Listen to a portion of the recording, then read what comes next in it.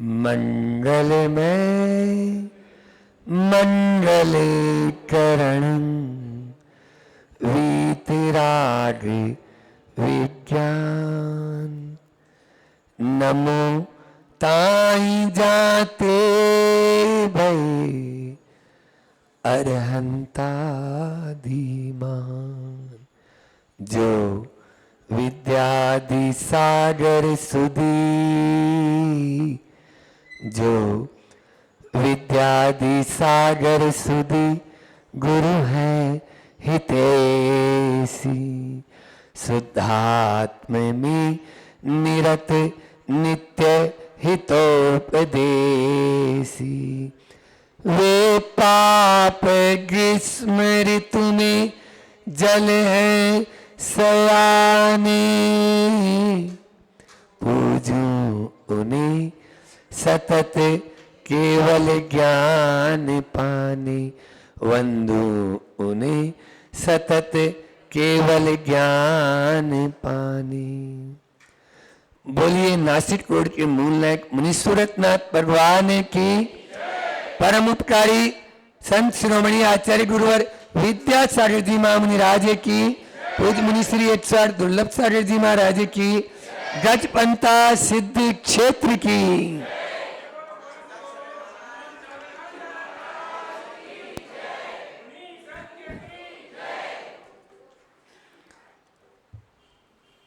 दृष्टि की निर्मलता होने पर हमारे अंदर में कुछ विशिष्ट गुणों का प्रादुर्भाव होता है। कुछ विशेषताएं, कुछ विलक्षणताएं हमारे अंदर में प्रकट होने लगती है। कब? जब हमारी दृष्टि की निर्मल हो जाती है। विगत दिनों में अपन जान रहे हैं कि सम्यक दृष्टि निसंकित होकर संदेह रहित हो जाता है। वह भय से दूर हो जाता है। भय को उसको जगह नहीं, क्योंकि कहा था मैंने जहां शंका वहां पर संदेह नहीं। जहां शंका वहां संदेह, और जहां श्रद्धा वहां संदेह नहीं। जहां श्रद्धा मजबूत हो जाती है वहां पर संदेह नहीं होता, और जहां पर श्रद्धा मजबूत हो जाती है वहां भय भी नहीं रहता। फिर किसी प्रकार का भय नहीं।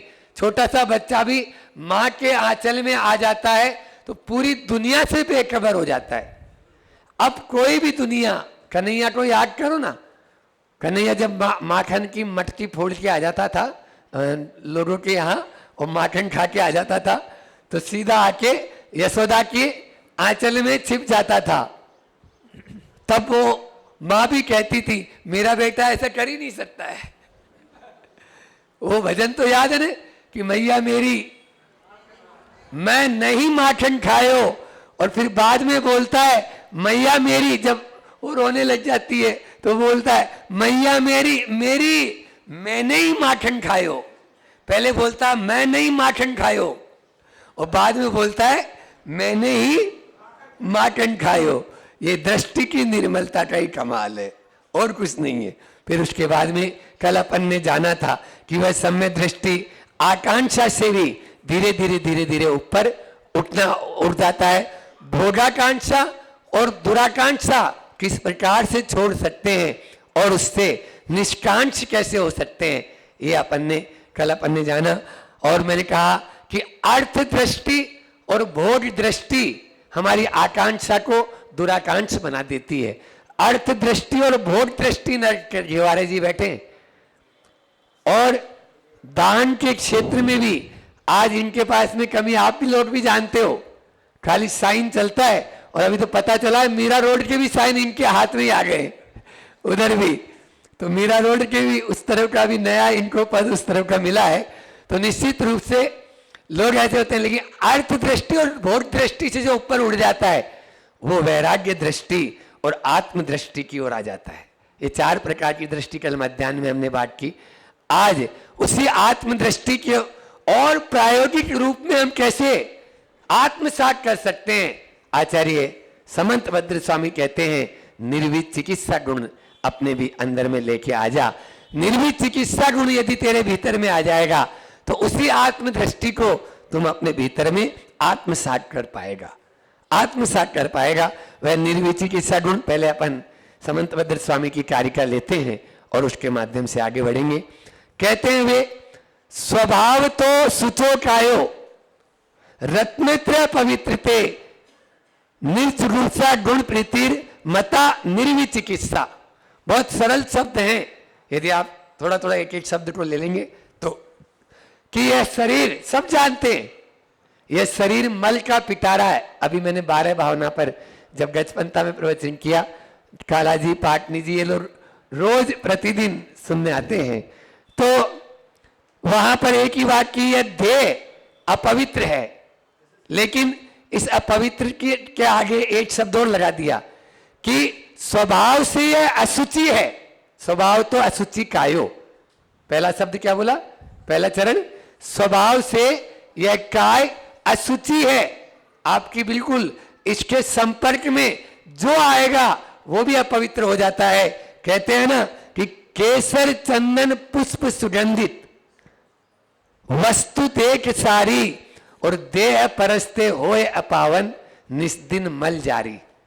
ये पढ़ते हैं अपन कि केसर जैसी सुगंधित वस्तुएं भी आप इत्र गुलेल फुलेल जितना लगाना चाहो सब लगा लेंगे, लेकिन इस शरीर के संपर्क में आने से वो सब के सब अपवित्र हो जाते हैं। वस्तु देह परस्ते, देश के स्पर्शन मात्र से वे अपवित्र हो जाती है, लेकिन यही अपवित्र शरीर पवित्र भी बन सकता है। बोलो कैसे? अगले चरण में खुद आचार्य समंतभद्र स्वामी बोल रहे हैं कि रत्नत्र पवित्रते, रत्नत्र के धारण करते ही क्या हो जाता है, पवित्र हो जाता है। आप देखिए मुनि महाराज जी शमशान घाट में भी यदि ध्यान कर रहे हैं, रात्रि भर वहां ध्यान किए, सवेरे वहीं से अंजुलि ली और सीधे आपके चौके में घुस गए। बोलो, जो सबसे ज्यादा पवित्र होता है आपका चौका, घर का सबसे ज्यादा पवित्र, जहां हर कोई नहीं घुस सकता है ना, वहां चले गए और आप उनके चरणों पर पानी डाल रहे हैं और पानी डाल के उस गंधोदक को अपने मस्तक पे लगा रहे हो। किस कारण से? रत्न त्रय पवित्र थे। तभी नरेंद्र प्रसाद जी फिरोजाबाद, जो कट्टर, मतलब ये समझ लीजिए पहले मुनियों को मानते नहीं थे, लेकिन आचार्य श्री जी को देखा तभी से मुनियों पर श्रद्धान हुआ और उन्होंने पंक्तियां जोरदार लिखी आज के संदर्भ में कि रत्न, गुरु जी के लिए अर्घ लिखा है ये कि रत्न त्रय से पावन जिनका यह औदारिक तन है, त्याग तपस्या लीन मुनियति प्रवचन कला प्रवण है, तत्वों का होता निश्चिंतन मंथन और मनन है, विद्या के इन सागर को मम सत सत बार नमन है। 20 की 2 लाइनें और है कि जिनकी हितकर वाणी सुनकर शीतल हुई पवन है, जिनका पावन दर्शन पाकर सबका चित्त मगन है, तत्वों का होता निश्चिंतन मंथन और मनन है, और विद्या के इन सागर को मम सत सत बार नमन है। ये तो यहां पर जो पहली लाइन लिखी है, रत्न त्रय से पावन जिनका ये औदारिक तन है। नरेंद्र प्रसाद जी बोलते थे कि इस पंचम काल में सच्चे मुनि होते नहीं। उन्होंने आचार्य श्री जी से प्रश्न किया, ये संस्मरण बीच में याद आ गया कि सच्चे मुनि होते नहीं। ये आचार्य श्री जैसे ही बोला, बोले कौन कहता है कि सच्चे मुनि होते नहीं? अरे मुझे देख लो और मैं हूं और बना के बता रहा हूं कि सच्चे मुनि कैसे होते हैं, आप ये देख लो। ये आचार्य श्री जी ने उनसे बोला। तो इस प्रकार से आज उसी, तो पहला बोला कि स्वभाव से यह काया अशुचि है और फिर रत्नत्रय से इसको पवित्र कर सकते हैं। निर्जुगुप्सा गुण प्रीतिर, इसलिए आप किसी के शरीर को देखकर आप ग्लानि का भाव मत लाओ। निर्जुगुप्सा, यहां पर 2 शब्द होते हैं, निर्विचिकित्सा भी बोलते हैं और निर्जुगुप्सा भी बोलते हैं, दोनों शब्द एक ही है। जुगुप्सा का मतलब, नो कसाई में एक जुगुप्सा आती है ना, उस जुगुप्सा का मतलब क्या होता है? ग्लानि, ग्लानि करना, घृणा करना ये। और निर्जुगुप्सा का मतलब ग्लानि है, घृणा है, नफरत है, इनसे उपेक्षा है, इसका अभाव होना। ये जब अभाव हो जाता है तब हमारे अंदर में वह निर्विचिकित्सा या निर्जुगुप्सा का भाव प्रकट होता है। उसी भाव को प्रकट करें, क्योंकि इस देह के माध्यम से अपन रोज रोज, देखो भाई, अपन तो रोज रोज चिंतन कर रहे हैं, चिंतन के माध्यम से, इसी के माध्यम से इस शरीर और आत्मा, इन दोनों का भेद जानना होगा। अन्यथा आचार्य श्री जी का वह हाइकू सटीक है आज के संदर्भ में कि संदेह होगा, संदेह होगा, देह है तो, देह है तो देहाती विदेह हो जा, देहाती विदेह हो जा। वो बोलते हैं देहाती, वैसे गांवड़ी भाषा में बोलते हैं गंवार को, है ना, अनपढ़ को, जो बिल्कुल कुछ भी नहीं जानता। हे देहाती विदेह हो जा, ये देह है तो संदेह होगा। बस अपन को बार बार इसका जो असुचिपना है उसका चिंतन करना है, और उसके माध्यम से आज यह निर्विचिकित्सा गुण हमारे सामने कह रहा है कि हम इस अपवित्र शरीर से भी पवित्र काम कर लेते हैं। मैंने असुचि भावना भी कहा था कि ये शरीर मिला है, इसका उपयोग कर लो, उपभोग नहीं। उपभोग करोगे मर जाओगे, और उपयोग करोगे तर जाओगे। उपयोग करेंगे तर जाएंगे। कड़वी तुमड़ी होती है ना, कड़वी तुमड़ी का उदाहरण वो हमेशा देता हूं कि उसको यदि खाएंगे तो क्या होगा बोलो, फूड पॉइजन, फूड पॉइजन हो जाएगा। और उसी कड़वी तुमड़ी को 4-5 तुमड़ी यदि बांध ली और उस पर अपना एक पटिया लगा लिया, नदिया के इस पार से उस पार भी जाने का, नाव का काम वह कर देगी। बस उस कड़वी तुमड़ी की भांति है देह अपन को मिली है। इस देह के माध्यम से हम अपने आप को इस संसार के भवसागर से पार भी कर सकते हैं, पार भी कर सकते हैं, अन्यथा यहां भी अटक सकते हैं। किसी के प्रति अपना मोह होता है ना, तो फिर ग्लानि नहीं होती। अच्छा ये बताओ, बिल्कुल नई साड़ी लेके आए, बिल्कुल नई साड़ी लेके आई, है ना, 50,000 की या 1 लाख की मान लो, बढ़िया हीरे जवाहरात जड़े में, लेकिन छोटा सा बच्चा है गोद में, अभी दूध पीता है ना, और वह है आपका बच्चा, मान लीजिए मल त्याग कर दे आपकी उस साड़ी के ऊपर, आप क्या करते हो? उसको चांटा मारते हो? बोलो ना, उस पर गुस्सा होते हो? बोलो ना, क्यों नहीं, क्यों नहीं होते? क्योंकि उसके प्रति मोह है। हाँ, जिसके प्रति राग होता है, जिसके प्रति मोह होता है, उसके प्रति ग्लानि का भाव आता ही नहीं है। बस आपका भी, आज मैं वो उद्दायन मुनि जो महाराज जी हुए, उन उद्दायन महाराज जी की कथा नहीं सुना रहा, क्योंकि मुनियों के प्रति तो आज सबकी श्रद्धा है, मुनियों के प्रति तो सबकी श्रद्धा रहती है। अब वो भाव नहीं रहते कि उनको शरीर को देख के, हाँ आपको बिल्कुल ही मान लीजिए जो अन्य उसमें रहते हैं और जो रहते हैं वो अलग से नफरत करें तो बात अलग है, लेकिन मुनियों के शरीर के प्रति कोई नफरत नहीं करता। लेकिन फिर भी हम अपने इस शरीर को देखकर नफरत नहीं करें। क्यों नहीं करें? क्योंकि इसके माध्यम से हमें आगे पार भी होना। ये कौन बता रहा है? ये निर्विचिकित्सा गुणी आपको बताएगा। अच्छा, पहले बार घेवारा जी, पहले बार कोई भी आपसे मिले तो आप क्या देखते हो? बोलो, कोई भी आपसे फर्स्ट बार मिला तो आप उसका क्या देखते हो? सबसे पहले हमें चेहरा ही नजर आता है भाई, बाद में ही तो देख पाते ना और चीजें, तो है ना। तो अपन क्या देखते हैं? रूप देखते हैं। सबसे प्रथम बार रूप की ओर दृष्टि जाती है। संत कहते हैं रूप की ओर मत देख, स्वरूप की ओर देख ले, तेरा निर्विचिकित्सा गुण पालन हो जाएगा। बस रूप को नहीं, स्वरूप को देखो, चर्म को नहीं, मर्म को देखो। हम चर्म को देखने में लग जाते हैं, मर्म को भूल जाते हैं। मर्म क्या है? आचार्य श्री जी ने मूक माटी में बहुत अच्छी पंक्तियां लिखी है। मूक माटी में वे कहते हैं, दीप का नहीं ज्योति का सम्मान करो, दीप का नहीं ज्योति का सम्मान करो, और सीप का नहीं मोती का सम्मान करो, सीप का नहीं मोती का सम्मान करो। ये ध्यान रखना, सीप छोटा बड़ा हो सकता है, लेकिन महत्व सीप का नहीं है, महत्व काय का है?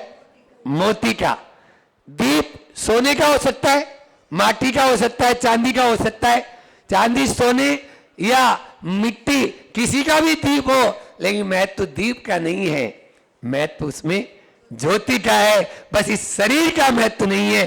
शरीर के अंदर जो शरीरी है, देह के अंदर जो देही है, वो आत्मा है, उस आत्मा का महत्व है। उसकी ओर यदि हमारी दृष्टि चली जाएगी तो फिर निर्विक चिकित्सा गुण के लिए अलग से उपदेश देने की आवश्यकता नहीं पड़ेगी। 4 शब्द दे रहा हूं, हालांकि इसी आशय के शब्द हमने भावना में भी दिए थे, 12 भावना में भी, लेकिन वो अलग थे थोड़े से, और ये अलग है।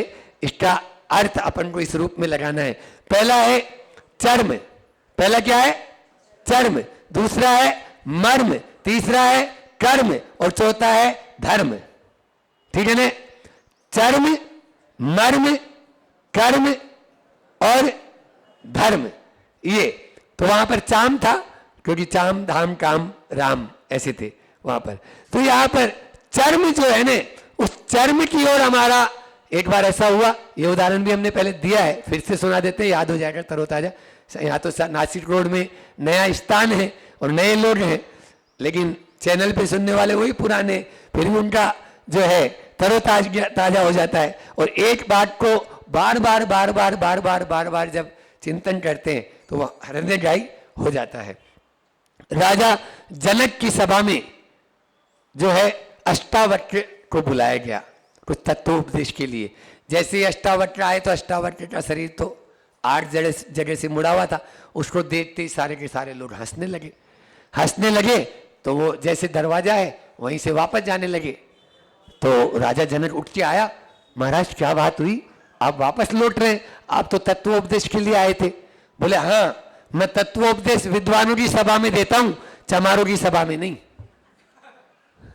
राजा जनक ने क्या बोल दिया, और अष्टावक्र ने क्या बोल दिया राजा को, कि मैं तत्वोपदेश विद्वानों की सभा में देता हूं, चमारों की सभा में नहीं। बोले चमारों की सभा, यहाँ पे तो इतने बड़े बड़े पति बैठे हुए, मतलब यानी पूरी नागरिक लोग बैठे हुए, सभ्य लोग बैठे हुए, और आप चमा। बोले हाँ वही तो बोल रहा हूं, मेरा ये शरीर देखकर ये सब लोग हंस रहे थे।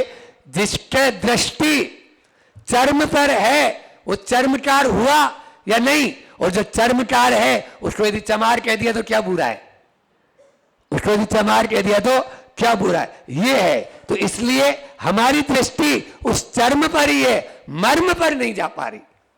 और मर्म पर तब जाएगी जब हम अपना कर्म को सुधारेंगे। हमें कर्म को सुधारने की आवश्यकता है। क्यों? क्योंकि कर्म जब तक हम नहीं सुधार पाएंगे, कर्म को स्थान नहीं दे पाएंगे, तब तक हम आत्मा तक पहुंच ही नहीं पाएंगे। ठीक है ना? हम क्या कर रहे हैं, ये पत्नी है, ये पति है, ये अध्यक्ष है, ये मंत्री है, ये छोटा है, ये बड़ा है, मैं महाराज हूं, ये श्रावक है ना? ये सब दृष्टियां अपने आप को छोटा बड़ा, ये गोरा काला, ये सारी दृष्टियां किस आधार पर है? बोलो काला जी, किस आधार पर है? बाह्य आधार पर। बहुत अच्छा, बहुत ही बढ़िया जवाब दिया है कि बाह्य आधार पर है, हम वहां तक अंदर तक पहुंच ही नहीं पा रहे। इसलिए मैंने बोला ना, रूप को नहीं स्वरूप को देखो। बस निर्विक चिकित्सा अंग हमें यही शिक्षा दे रहा है कि हमें स्वरूप की ओर दृष्टिपात करना है। यदि स्वरूप की ओर दृष्टिपात कर लेंगे तो फिर ज्यादा कुछ कहने की आवश्यकता नहीं, क्योंकि ये देह तो अपावन है। देह है अपावन, अथिर गिनावन, या में सार न कोई, और सागर के जल से शुचि कीजिए तो भी शुद्ध न होई। यह सागर के जल से भी यदि शुद्ध करना चाहे तो नहीं होगा। एक ही मार्ग है इसको शुद्ध करने का, और वह है तपस्या का मार्ग। लेकिन हम लोग तपस्या को समस्या समझते हैं। संत कहते हैं तपस्या को समस्या मत समझो, जो आपके जीवन में समस्या है उसको तपस्या बना लो। आप गृहस्थ अवस्था में रहकर भी निर्विक चिकित्सा का पालन कर लेंगे।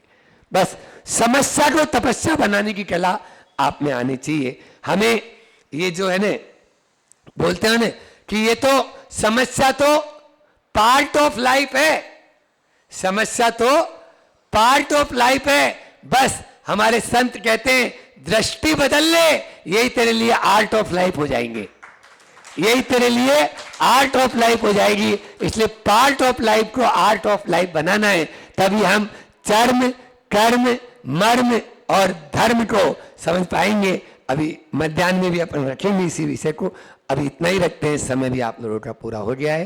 बोलिए अहिंसा परमो धर्म की। आचार्य गुरुवर विद्यासागर जी महामुनि राज की